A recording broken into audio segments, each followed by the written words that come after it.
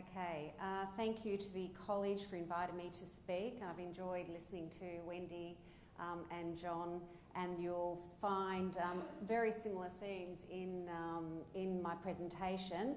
The brief was to do TED style, so I'll try and do that. I might refer to my notes mainly for structure, and you'll see a set of rolling slides, which I won't be talking to, because when you get sick of looking at where did she get that dress and why she got her hair like that, you can go to the slides and look at the wonderful images of the Peter MacCallum Cancer Centre that I have the privilege of leading, and Brian's already said that it is the biggest cancer centre in the nation.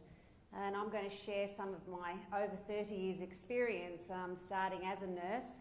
There's a little bit of story there when I first started nursing and how all of the things that Wendy was talking about are so critically important about looking after yourself and learning from mistakes and believing in yourself.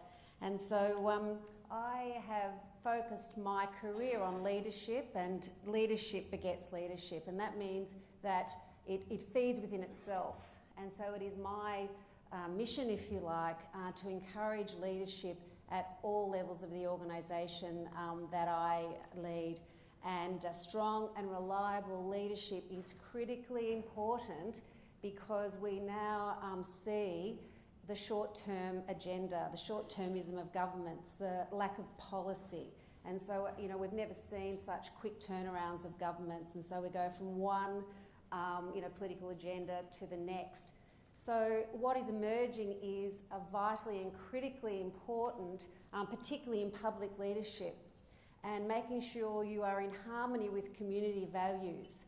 And it's those values, if you understand what they are, and you bring yourself and your value system, you can steer your organisation through your power of leadership to be in harmony. And really the public looks to public leadership, reliable, also with integrity.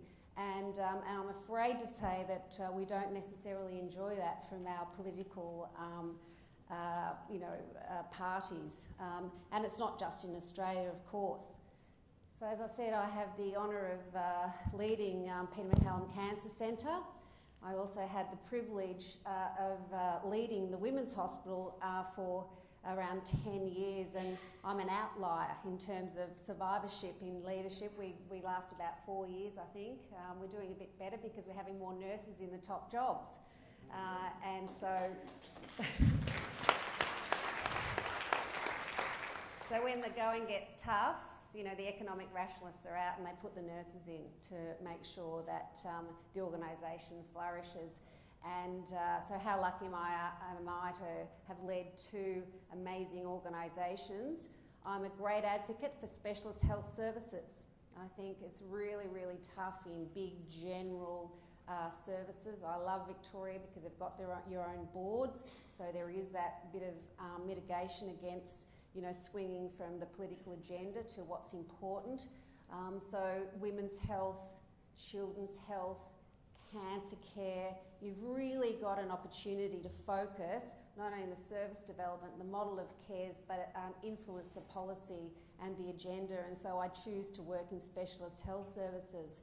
And I also are a bit of a change agent. I was invited in to lead Peter Mac through its redevelopment into the Victorian Comprehensive Cancer Centre building. And there's nothing better than having such a massive capital project to galvanise the internal community in order to plan for the future. And it's not about now, it's about the future. And I will share some little anecdotes and stories about how, you know, change, it's not change management, it's change leadership. You cannot control the agenda. So the traditional, you know, change management or management plan, organise, lead and control, you cannot control the agenda. So the things that Wendy was talking about, you know, about your resilience and looking after yourself, you've got to understand your environment. And many years ago when I started nursing, I was a girl from the bush. At 17, came into the city, and as you do in the nursing, I was not college trained. That's how old I am. I was in the nurses' home, and I was at the Royal Melbourne Hospital actually as a 17-year-old, and that was basically slave labour. And I lasted 12 months. I got kicked out for being a troublemaker. Funny about that. So what's wrong, Wendy, with working the late shift and then discoing all night and going to the morning shift? So you get the drift. And so at that time, the way to get rid of people like me was, I always knew you could have a supplementary exam after you failed the first one, but they changed the rule on me. And so there I was out, and here I was with no job and really no future. And really, it's the power of you. What do you do then? You look at yourself and you say, well, what am I going to do now? And what I did then was got a job as an enrolled nurse at Western General, which we fondly recalled. We whited out at night the sign, it was Western Genital. And you see, I was quite immature at the time. And so, you know, it was a wonderfully a small community, and eventually I went back into nurse training, and I'd found my people because it was the psych nurses, it was the married nurses, and it was the kicked out nurses, and the New Zealand nurses. And so I found my people, and it was a really small environment, and I matured with my people, and I was quite passionate about developing and really cared about care at the coalface. But what I did find was that it was quite frustrating working for people who didn't know how to lead, and working in an environment with nothing was organised. The rosters were a shamble, the equipment didn't work, and I thought, well, what's this about? And so I chose a different pathway than clinical academic life. I chose management and leadership, and there was a great nurse who'd done a nurse leader at Western who had done her master's in business in Harvard in the US, and that was in the 80s. And I thought, oh, that's fantastic. Maybe I should do business. And so that's what I did. I went to night school at RMIT, and, you know, for a 6-year part-time, I think it took me about 10. But it was really fantastic that as I put my hand up before you got paid for your in-charge shifts, that I went to night school and I learned about the theory of management and leadership, and then would go into the ward that I was leading and practice that, because it's about understanding people. And I really, really became fascinated with how I could support nurses in particular in the workplace. And even though I'm a CEO now, I think that those years were the hardest. Being a nurse unit manager, where you are, you know, with the patient, you're organising those doctors, you've got the workforce, you're supporting, you're trying to push, get your resources for your ward.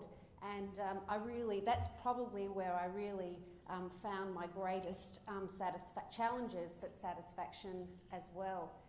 And so as the journey goes, I got fascinated by change management then, but change leadership. And I went to Prince Henry's Hospital because it was closing down. People said, what are you doing that for, Dale? It's closing down. I wanted to be part of an organisation that's going massive change, and that was moving to Monash Medical Centre. And then the director of nursing at the time, when I went there as the nurse manager, I went and introduced myself to her. So knock on the door, make yourself known to the leader in the organisation. She said, you're an unusual woman. I said, you're an unusual woman. You kept me waiting when you were at the shoe sale at David Jones. And so we hit it off like that. And so she allowed me to be part of the project leadership teams, and we did the transition to Monash. And then I also had the great privilege of working under Just Stolwinder, who taught me about a very interesting change methodology, and that is based on chaos theory, and that's non-synoptic normalised incrementalism. And what that means is that instead of going into, you know, this change fatigue is a real phenomena, instead of going to an organisation and restructure because the CEO doesn't know what they're doing, you go into an organisation and what you do is identify the brilliant strengths and innovation of the people. So there are clusters of huge energy of can-do people and terrific things happening. So in the hierarchical system, I see my job is to break down that bureaucracy. That is stifling, suffocating, and nothing improves.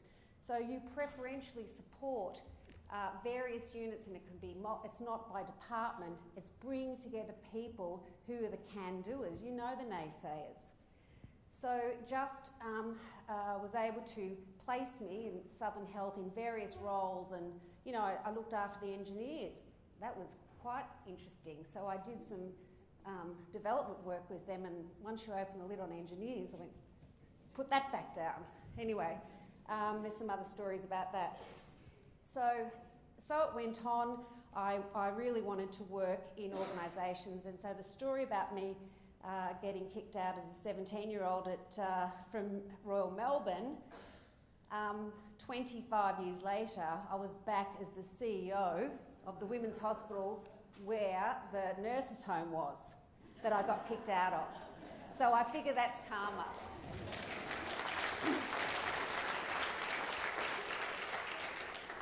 And so there are things about learning from your mistakes, and I do a speech to the graduate speech about, you know, never forget who you are. I'm a girl from the bush, and my sort of community values, I think, do come from there. So I think that when I'm in the press or when I'm under pressure, you know, never forget who you are. That is so important, and you have to be brave and resilient and stick up for yourself. And I'm very proud of my legacy at the Women's Hospital. It's one of the few remaining independent women's hospitals in the world. Massive, wasn't the building, but it was the change program. We set up the first centre for women's mental health. We also published a great women's health book. I got sick of celebrities having one experience and writing a book about it. Obstetricians who had one dimension of practice, who wanted the brand endorsement of the women's. No.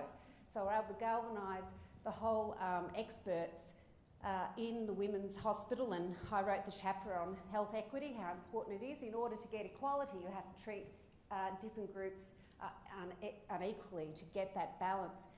And so while it wasn't a bestseller, it's still available. We also did our website, and I tried to balance it, you know, from women's health is not just about babies. It's about all aspects of a woman's life, and mental health. It was very important, as I said, the mental health, but it's now the #1 Google hit for menopause in the world, the information about menopause. And so I'm, you know, very proud of those, you know, little outcomes of my leadership, and I don't do it on myself.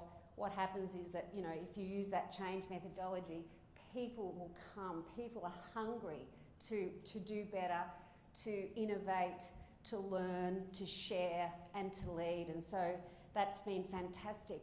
But, you know, I've also had, when I was at the Women's Hospital, I was asked to go to Peter Mac. Of course, I think 10 years is long enough in leadership.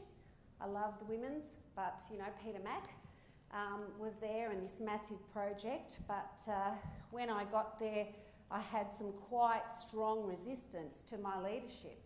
Female nurse never happened before in that organisation. And so in one particular dark night in my first week, I ran into one of the professors, and this is what he said to me. "Oh, so Dale, you've climbed your way, way up the slippery slope using your manipulative nursing skills."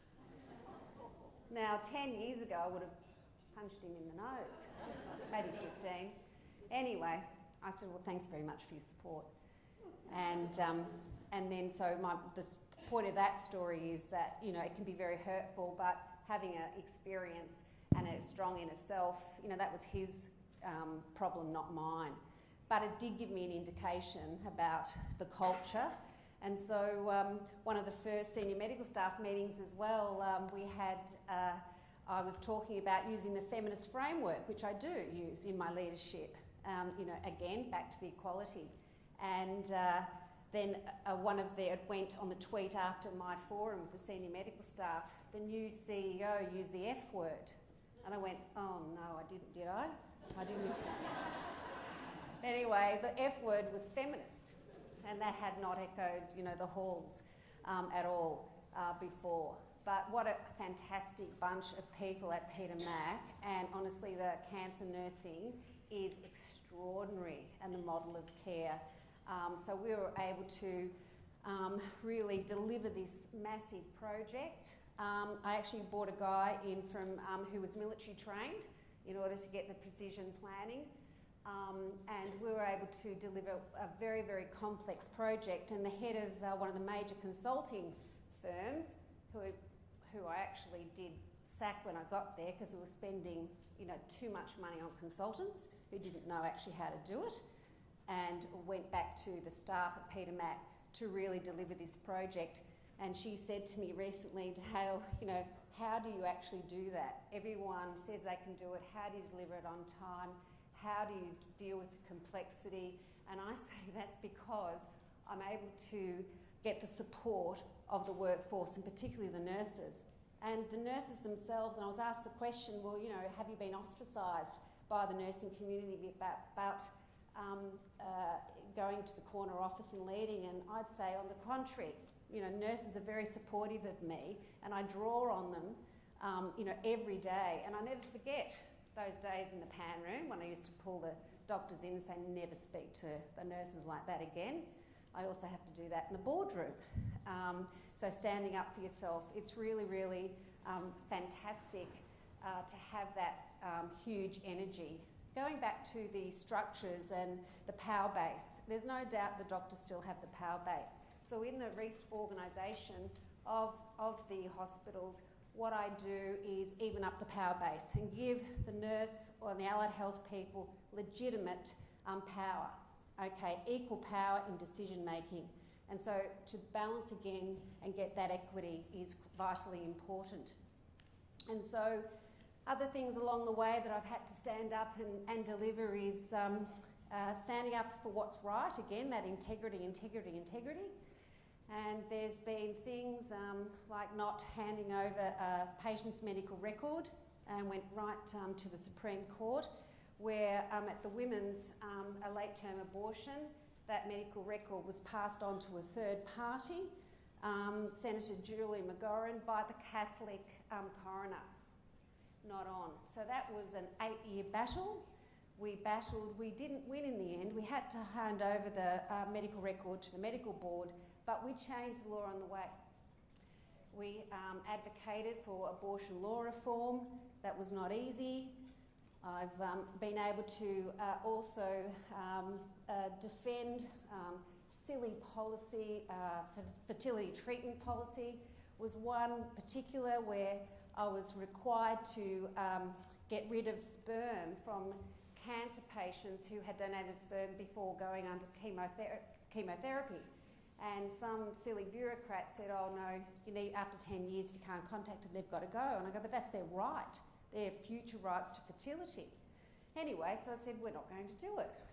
Anyway, then we found that was a breach of criminal law, and for every straw, it was $25,000 and I think 20 years in jail. So I was going to fairly soon. So we quickly got the best QC. Again, we fought that, and we didn't throw out the sperm, and guess what happened? We changed the policy. And when I got that note from one of those young men who thanked me for preserving his fertility, that's what it's about. That's what it's about, advocating. And you can do such little things that have wonderful, powerful effects and the community expect that. I actually feel it's a great privilege. And look, it's a responsibility I don't take lightly. And it's always a pleasure, again, to work with the community, and I'm very committed to that. So, what would the staff say about things? Well, recently we're required to do a thing called the People Matter survey. Everyone's survey fatigued. The average participation rate's about 30%. We had a target of 50. Let's blow it out of the water. We got 63% last week. Next one was 40%. And I thought, oh God, now I'm going to have to really listen because it's actually representative. How we're going here. Guess what? Staff engagement, up. Job satisfaction, same. Bullying, down. Why is that? Because You can't fake it as a leader. Peter Mac staff know I'm real. The first transgender who came out in the hospital, changed from man to a woman, Kylie. I wrote her a letter. You're so brave, Kylie. And when she saw me in the corridor, she hugged me, said, thank you, Dale, for your endorsement. Tiny little things like that have a huge, huge impact on the whole culture.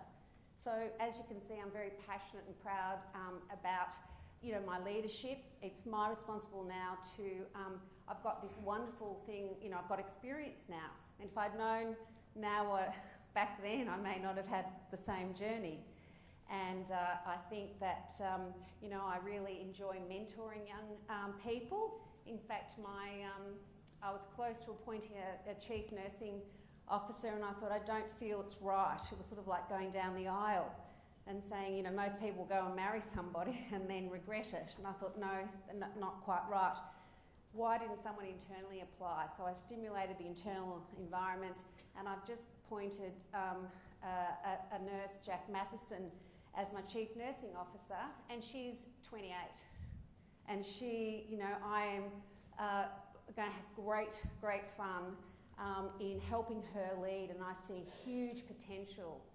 And she knows it, very smart, I really feel, and I'm looking forward to the next phase of my career where I can share my stories like this, encourage others to stand up in their leadership roles, and also develop others' leadership potential. And I think that I'll be able to leave a great legacy. Power of networks, I'd just like to leave that with you as well. I've had the privilege of meeting some amazing people, including the Queen. Been on the Prime Minister's tour around North America, met the Canadian President, met many influential and famous people. And again, remembering your manners. You really, but when you need that network, it will come in. And so every moment of truth, every experience, every success and failure is a learning. And so learning leadership is really important. Make sure you develop your networks.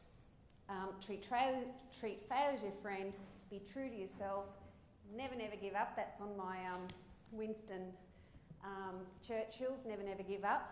But I've also got Audrey Hepburn with the dove on her shoulder. And, I use these, New York cartoons, like, never, just rest assured that your problem is being ignored at the highest level.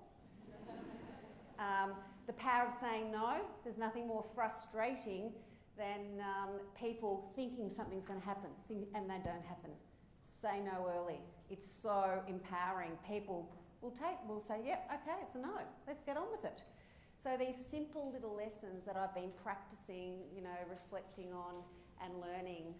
And I know Elise Sullivan's in the room, and I'm introducing a new structure called holacracy. I've been practicing it for years, but now there's a whole movement on that, and I've been reading recently about the innovation culture, how to get an innovative organisation, and this way of supporting the structure in different ways is really the new thing. So what I've been practicing for 20 years is now coming out under the innovation agenda. And so part of that is we have the formal structure, but in these change projects, what I do is identify the informal leaders. They self-select. I bring them together. They are preferentially trained. They have preferential access to me and the senior team. And when you're talking about my people, when you get them together, the buzz in the room is amazing. They're the can-do people. Work with the can-do people, and really it's an amazing leadership experience, and that's how things get delivered. So I had 30 seconds to go. I've now got 20, so I'll just thank you very much for listening to me, and if you have any questions during the break, I'll be happy to answer them, and good luck with your own leadership. The power's up to you.